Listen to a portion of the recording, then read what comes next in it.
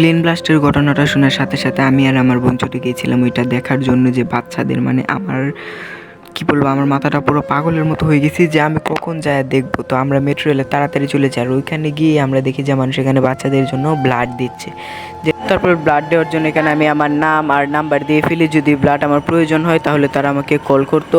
তো এই জায়গায় নাম আর এটা খুব ভালো করে দিতে হবে। আপনারা যারা ব্লাড দেওয়ার ইচ্ছুক আশেপাশে হসপিটালগুলোতে আপনারা একটু যোগাযোগ করে ব্লাড দিন, অনেক বাচ্চার অনেক ব্লাডের প্রয়োজন আছে। তারপর জাস্ট গাইসটা আপনারা দেখেন, এই জায়গায় কিছু বলার। অ্যান্ড বাচ্চাদের ডেড বডি নিয়ে যে রাজনীতিটা করা হচ্ছে এটা আমার মনে হচ্ছে একদমই ঠিক করা উচিত নয়। আর এখানে প্রধানমন্ত্রী আমাদের দেশে ডক্টর ইউনূস সাহেব এখানে ফেসবুকে পোস্ট করছিল যে টাকা সাহায্যের জন্য। ভাই, মায়ের কোল থেকে সন্তান চলে গেছে, এখানে টাকা নিয়ে তারা কি টাকার জন্য এগুলো করতেছে?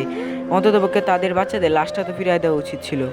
কিন্তু তারা তাদের দেশের মান সম্মান বাঁচানোর জন্য এয়ারফোর্সের বিরুদ্ধে যাতে কোনো ঝামেলা না হয় তার জন্য লাশদেরই গায়েব করে দিচ্ছে।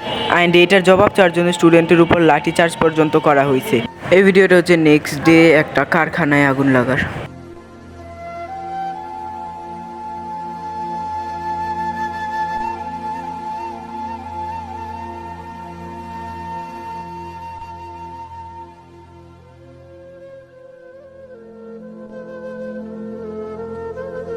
প্রতিটা লাশ আমি নিজে এখান থেকে আমাদের বাইর করছি, আমরা নিজেরা বাইর করছি ভাই।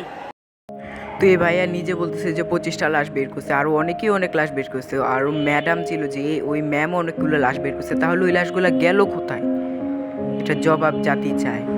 তো এই ছিল আজকের ভিডিও। এই ভিডিওটা তোমরা শেয়ার করো। এটা আমি ভিউজের জন্য দিচ্ছি না, এটা শুধু আমি সবার কাছে যেন এই ভিডিওটা যাই সেই হিসেবে দিচ্ছি।